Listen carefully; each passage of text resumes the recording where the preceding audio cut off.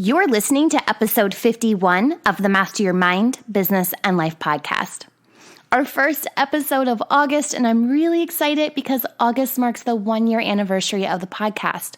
More details on this soon, but I am gearing up for a big giveaway. Be sure to follow me on Instagram at MindBizLife because that is where it's all going down. Today's episode is featuring Natasha Weber. Natasha is known as Astrotash and is a professional astrologer with a special interest in birth chart analysis. She is a member of the Australian Academy of Astrology and Cosmobiology and a member of the American Federation of Astrologers.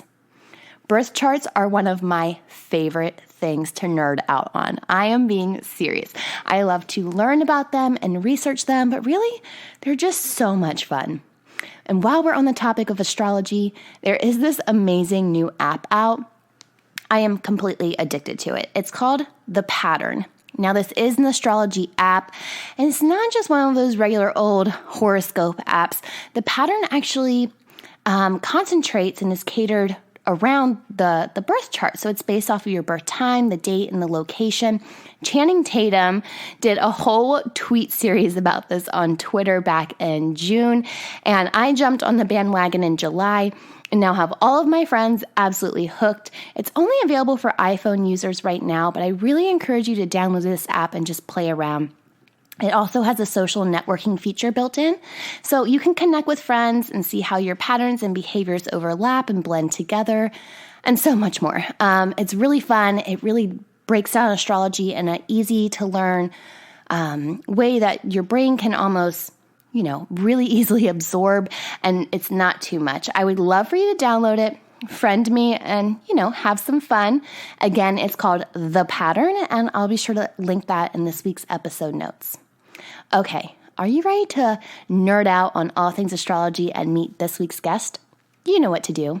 Tune in, turn it up, let's go. You're listening to Master Your Mind, Business, and Life. Conversations with everyday world shifters, truth seekers, and rule breakers. Here's your host, Lauren Smith.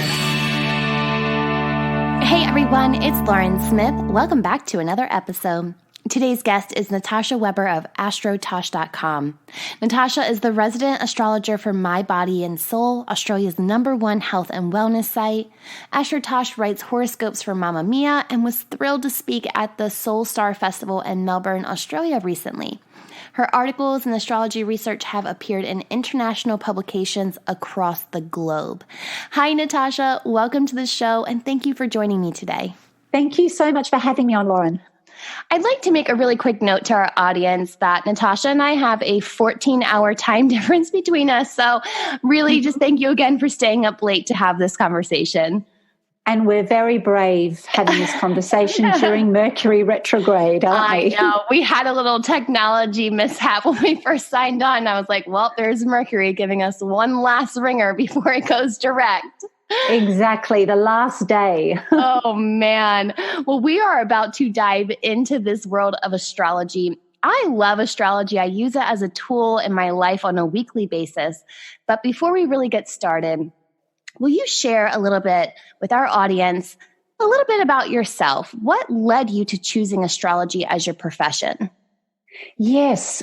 Look, I've always been interested in spirituality. My mother was a clairvoyant and my grandmother was also a clairvoyant. So I've always had that fascination with what's beyond the veil.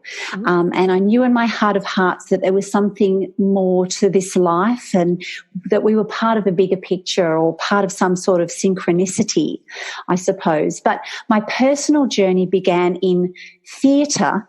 And I guess it wasn't until I had my first child that I thought, well, I really need to start using my brains now, moving forward in my own life. And so I was thinking of a topic to study. I was actually tossing up between naturopathy, because I've always had an interest in natural medicine, and psychology, because I'm fascinated with people, and astrology, because I've always been interested in astrology. I've just had a pull towards it. But I was really, to be really honest with you, I was quite torn at that point in my life. And I sent out a prayer to the universe. I mean, I literally couldn't sleep for about 2 weeks because my prayer basically was asking to feel really passionately about something and to be drawn to what I was going to be passionate about for my future years and to be following for forever and a day. And I struggled with it. But I was on the way to a job. I was reluctantly going to a job in the area that I was working at that time, and I was driving past a bookstore. I thought to myself, look, I'll jump out and I'll grab a book on each subject, and in that book there's going to be something that's going to give me the sign that I'm looking for. And to cut a long story short, I ended up at the job that I really didn't want to be at. And at that job was a beautiful lady, an Australian astrologer. And the job was at a TV network, actually. And I'd been watching her since I was a little girl. And so I'm actually quite shy with my Leo moon, and Leos can be incredibly shy, by the way.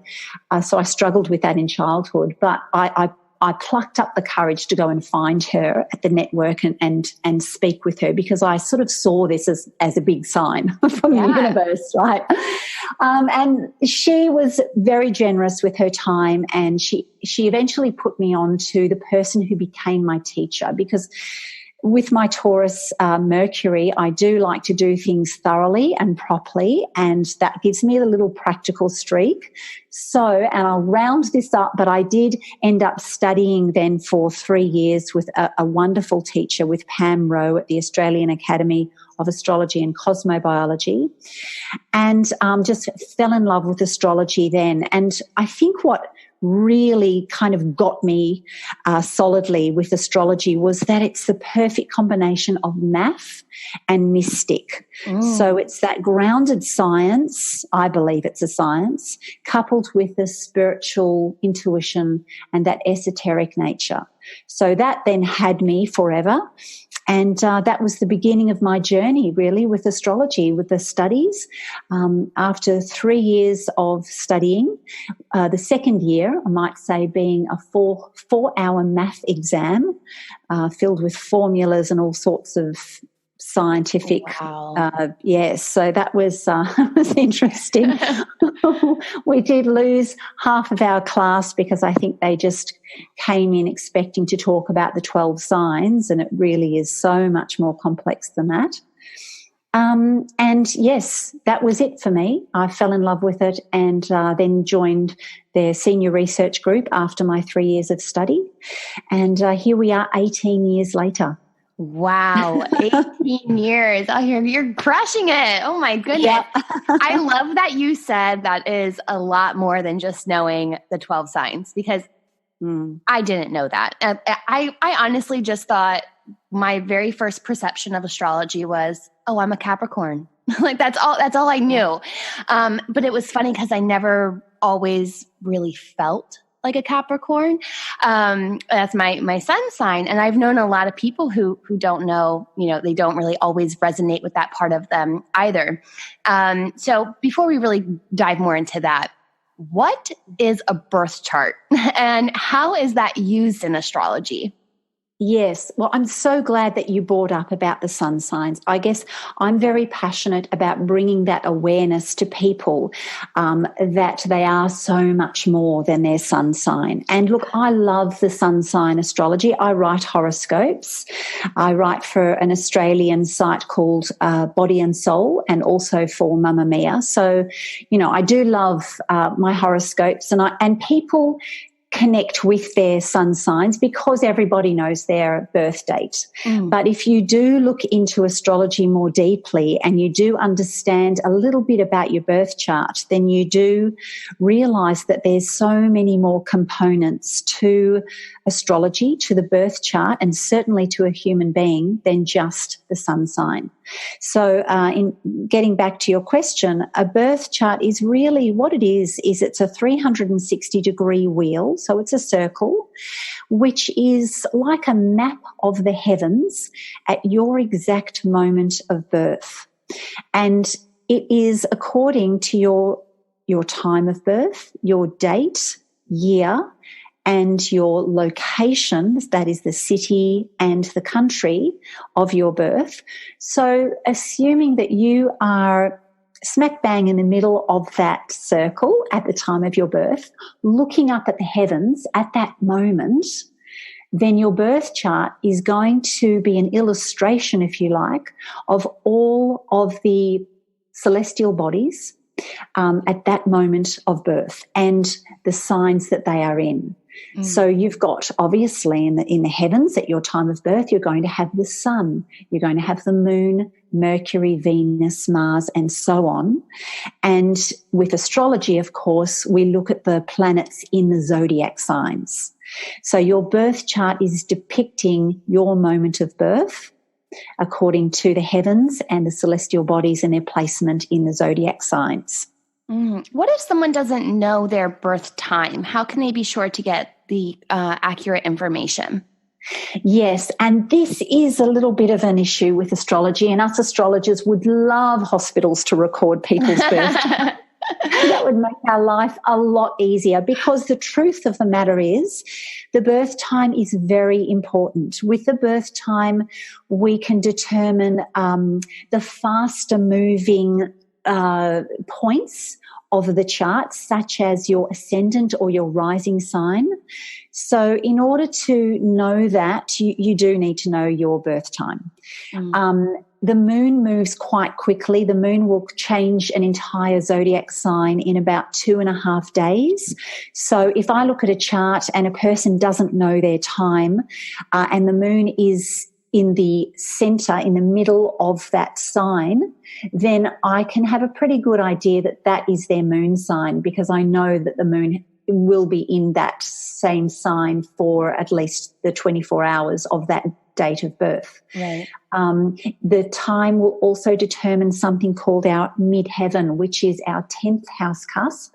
And the midheaven is very important because it can reveal clues and aspects of the career or the profession we might choose, and also our life direction, our goals, and who we can be at our greatest potential. So these are really important things. However, all is not lost if you don't know your birth time.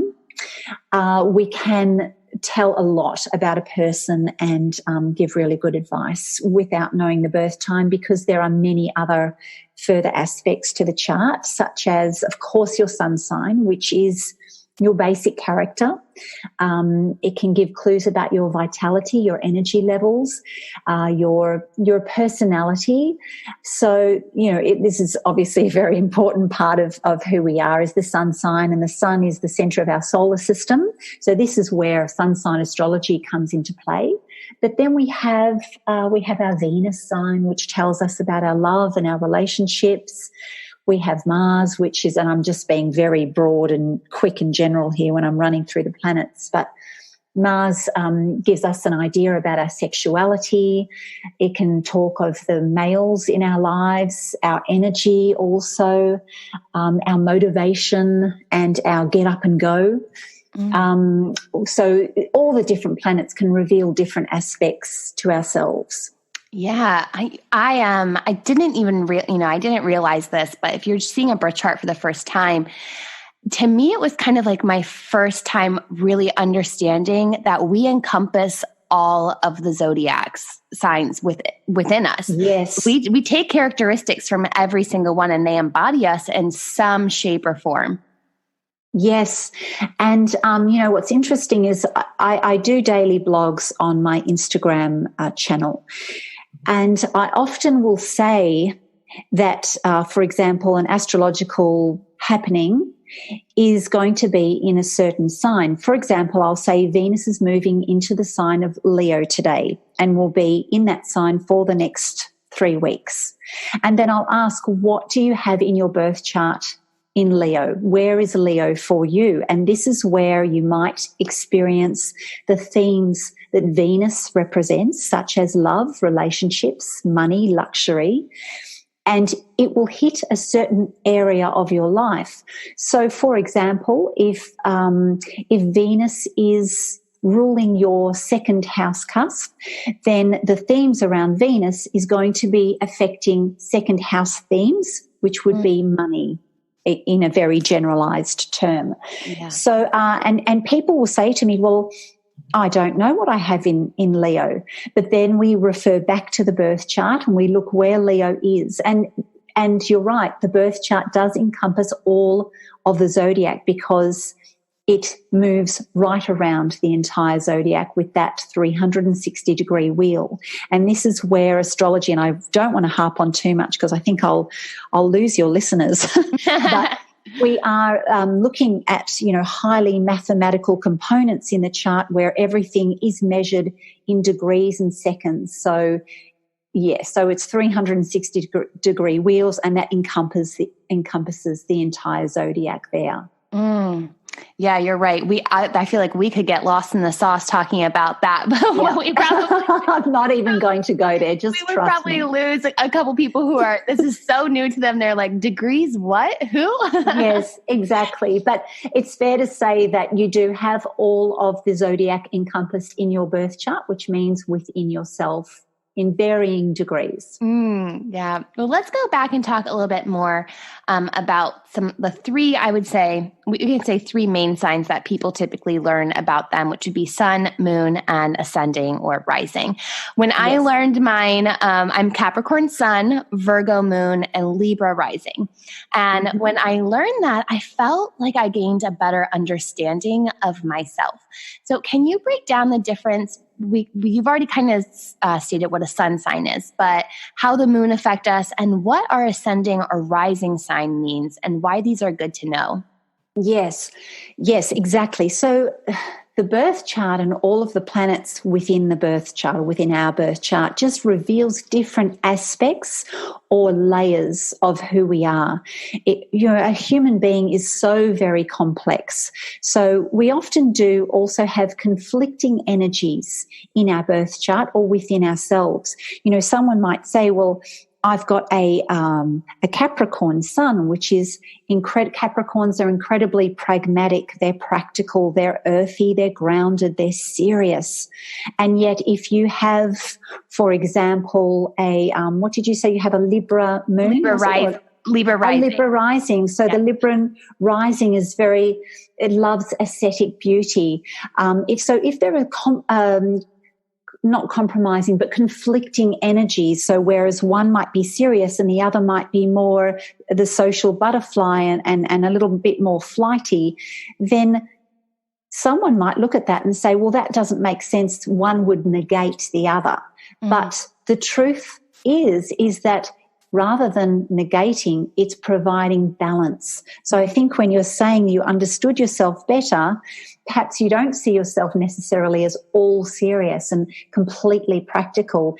You might have an element of the Libran air quality to you that gives you more of a romantic feel to life, and you might resonate with that more strongly. And of course, it would depend what that Libran rising is doing. That could be very strongly placed if it's connecting in with your moon by way of, I'm trying not to get too mathematical here, but we do look at the mathematical connections between everything within the birth chart.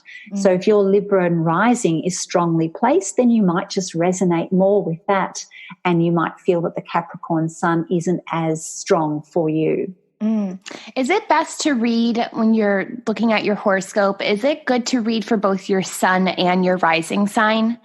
Oh, what a fantastic question. I'm always harping on about this, and this is where I really want to bring a bit of integrity to astrology through the sun signs, through the horoscopes. We've said that people are so much more than their sun sign, but the sun sign is still important. But in order to give a little bit more accuracy to reading the horoscopes, I always say, please read for your rising sign and combine it with your sun sign. And if I had my pick, in fact, what's funny is I'm a Gemini sun.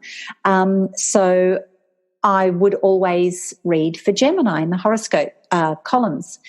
But when I started to study astrology and really understand astrology, I realized that it's much, much more accurate to read for your ascendant or rising sign but just in those horoscope columns. Right. So now I actually only read for my rising sign. Occasionally I'll look at my sun sign. And the reason for this is because when you look at your birth chart, we begin with the rising sign to the left as the first house cusp.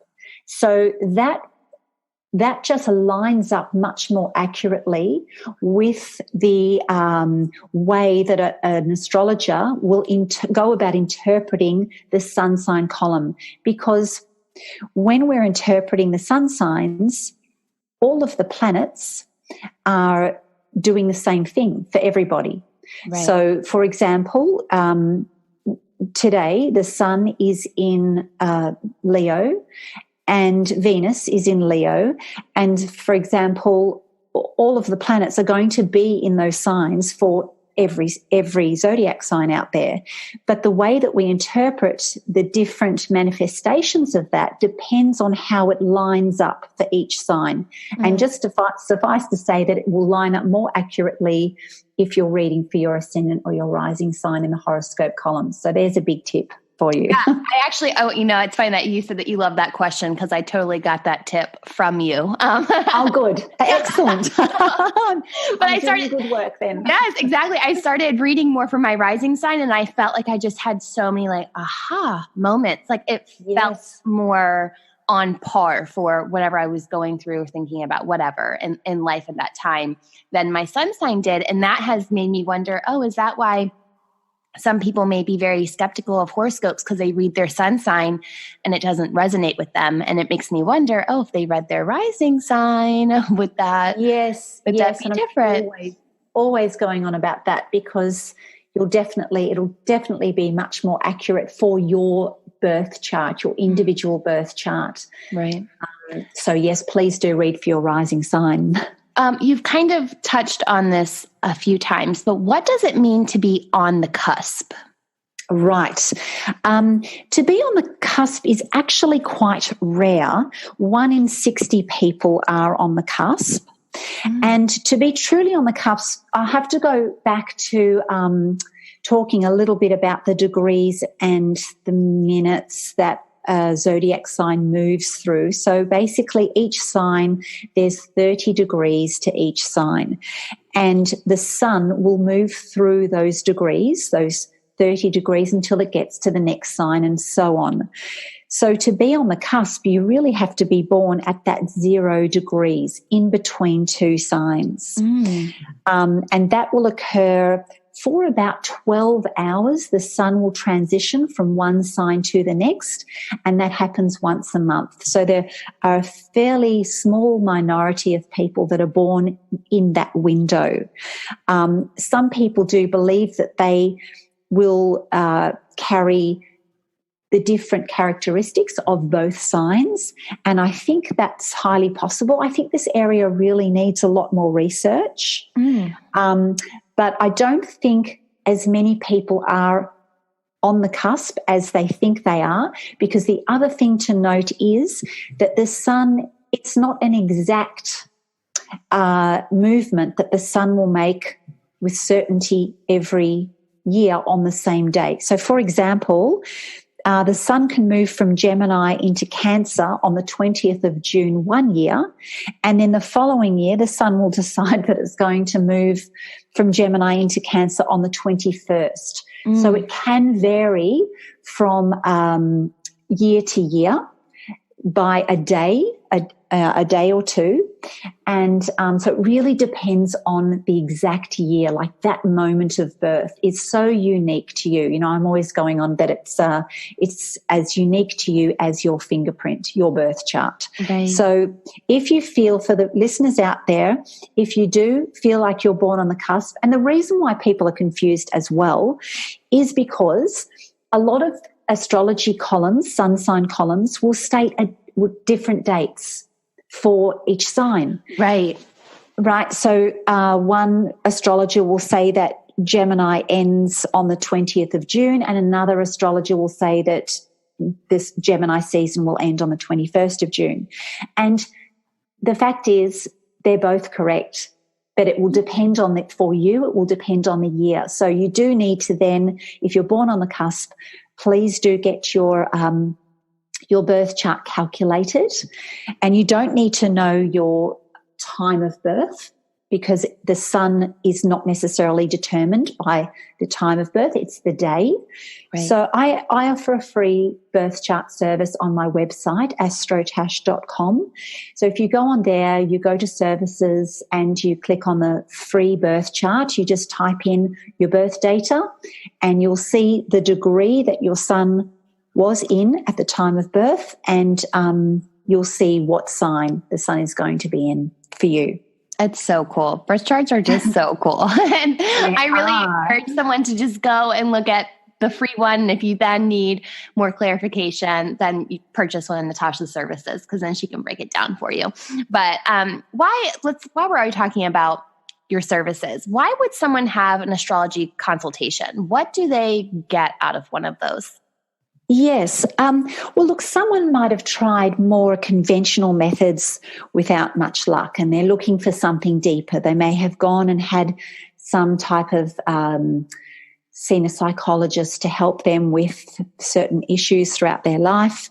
Usually people come to an astrologer when they're at a crossroad or a crisis, and that's when we can help to navigate through challenging periods and also to maximize times of opportunity as well.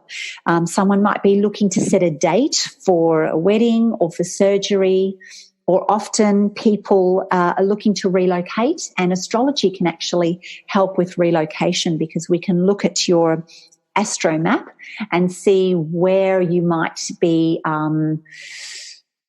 happiest, be most successful in your career in different parts of the world, actually. But I really love astrology as a tool to help you become the best version of yourself. I think it's for people who are looking to maximize their strengths and minimize their weaknesses, and they're just looking for that deeper layer. Mm. It's really almost like a personal development tool in a sense. Yes. To just really dive in and know all of the parts to you that you probably knew, but you weren't always truthful about. Yeah, it can be very reaffirming, I think, of who you are. And that does say a lot, because it gives you the confidence then to sort of take a leap of faith, something that you've always felt like a little spark inside of you. If you want to move forward with an aspect of your life, and astrology can reaffirm that for you and give you the confidence to make that move. Often people come for relationship issues, and astrology can be wonderful to get an insight into a relationship or into a person that you're considering having a relationship with, because we can look at a person's chart and couple that with a chart of a partner, and we can see how two people are going to interact, how their Venus signs, for example, are working together, how the Mars are triggering each other, and so much more. People say to me, when it comes to compatibility, I'm a Gemini and I'm with a Taurian, for example, and it's not fantastic. And I'll say, well, you know, what you really need to look at is your moon signs, because in astrology, as we talked about the different layers of a person, the moon sign is a deeper layer yet again. So we're looking beyond the basic character or the personality, and the moon sign gives us clues as to our emotional self. And that's very important when you're talking about relationships, because you're looking at the emotional life together.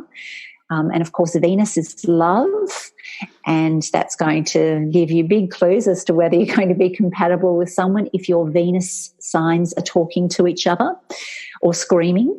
And the Mars is sexuality. So all of these little intricacies, we can see how they interplay with two people. So this is where an astrology consult can be very helpful with relationships.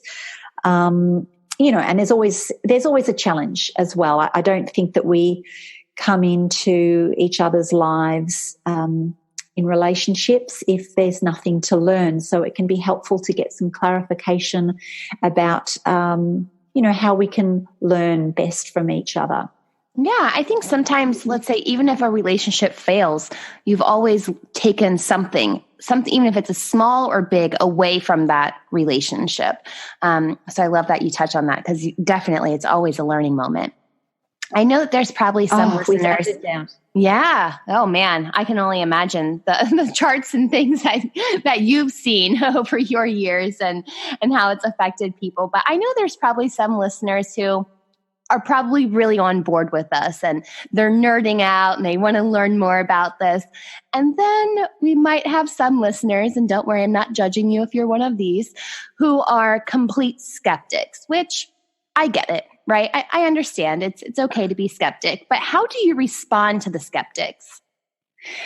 I love a skeptic. I think it shows really independent, healthy thinking. And certainly if you've never looked into any topic before, then it's healthy to have a bit of skepticism.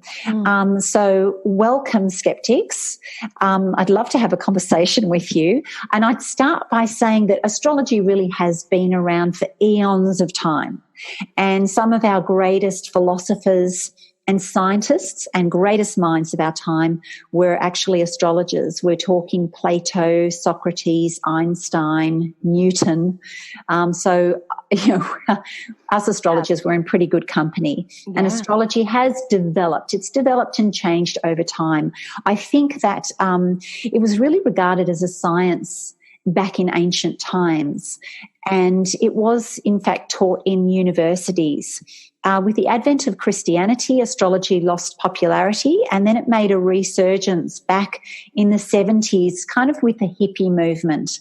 And I think this is where there gets to be a little bit of confusion around astrology. But of course, look, let's talk about the moon. The full moon, or the moon, controls the tides. Yeah. So it controls our oceans here on Earth. And we little humans here on Earth are made up of approximately 70% of water. So I think that just stands to logical reason that perhaps the moon is going to affect us in some way, considering our large percentage of water. The menstrual cycle, for example, aligns with the moon's monthly revolution around the Earth. It's the same amount of days. In fact, at the time of the full moon, the emergency departments in hospitals gets really super busy. Yeah. And crime escalates. Yeah, crime escalates around the time of the full moon. Yeah. Kids go crazy. They have extra energy. And cancer. Yeah. They do. Yeah. Well, the term lunatic is derived from the word lunar. Oh, it makes so much sense. Yes. So, look, I understand that it's not everybody's cup of tea, and that's absolutely fine, but I just encourage people to not discount it until they've had a look, especially beyond the sun sign interpretations. So, and the sun sign interpretations can seem very generalized because we're categorizing the entire population into just 12 categories. So, I can understand that people would say, skeptics would say, well, how can all Geminis experience, what's written here? That doesn't make sense, and that is far too generalized. And I'd say, yes, you're probably right. But that's where reading for your ascendant or your rising sign comes into play, and also considering that you need to give us astrologers a bit of a break because we have a certain limit of space. So I usually pick one important aspect that I write about.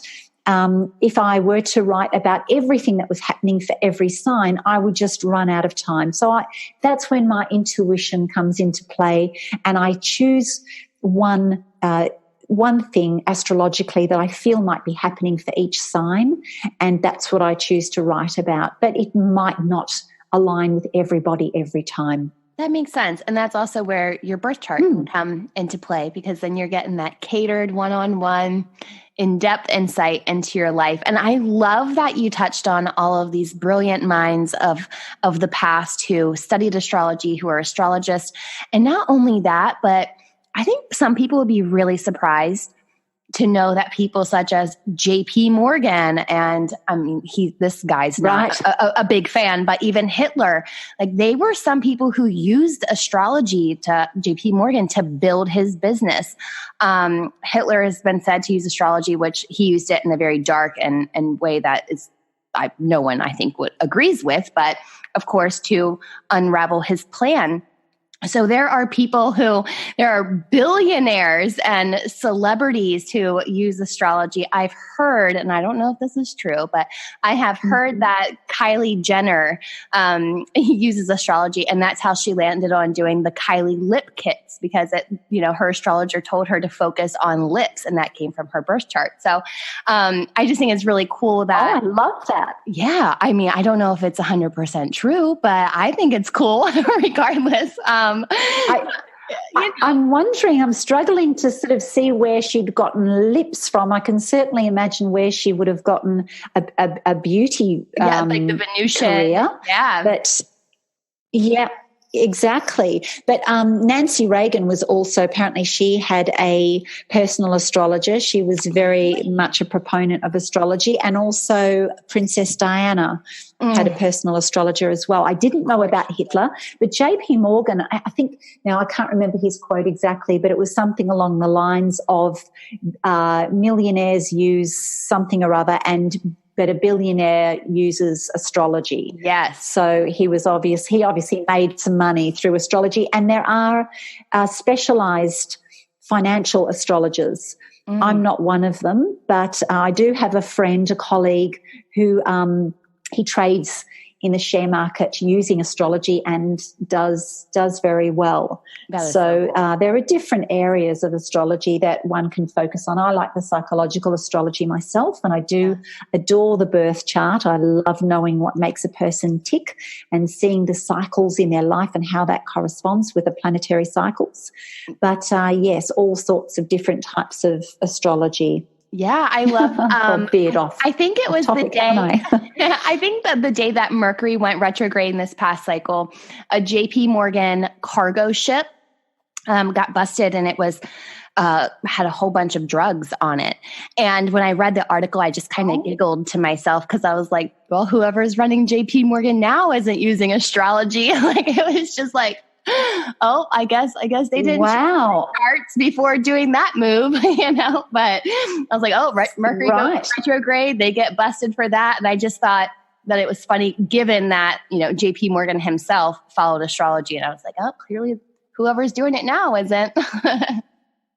Well, my astrology brain's just clicked over, and I'm thinking, well, that must have been something triggering his Neptune in his birth chart, because Neptune represents escapism and therefore drugs and alcoholism. So, in fact, it can be a wonderful tool for people with that sort of addiction. We can look at how to benefit that, how to strengthen that area. But yes, just so many layers. In light of what you've just said, I think his Neptune was probably in trouble. Maybe Mercury was retrograding over the Neptune or something horrible like that. So crazy. But okay, so last question. That's not good. Yeah, right? Last question. How can our listeners learn more about you and connect with you further? Oh, thank you very much. Look, I love my Instagram page. I'm on there every day. I love to do little daily blogs there. So that's at Astrotash. I'm also on Facebook at Astrotash, and the website is astrotash.com. And I do really want people to understand more about their birth chart. So do pop on there and get your free birth chart. And then hopefully, if you know your birth time, you can start reading my horoscopes and getting a more accurate reading for yourself, which is really what I'm all about, and bringing that integrity to astrology. So I want people to resonate with it and help them to improve their lives in one way or another. I love it. Natasha, you are so full of wisdom and light. Thank you again for taking the time to join me today. My absolute pleasure. Thank you so much for having me. I can't thank Natasha enough for staying up late to talk to me. I've provided links to Natasha's website and social channels on this week's episode notes found on mindbizlife.com. And while you're there, be sure to subscribe to episode updates that get delivered weekly straight to your inbox. Oh, and remember to connect with me on the Pattern app. Let's have some fun with astrology. I'll see you back here next week for another episode, but until then, remember, every level of life is an opportunity to grow. Be well, my friend.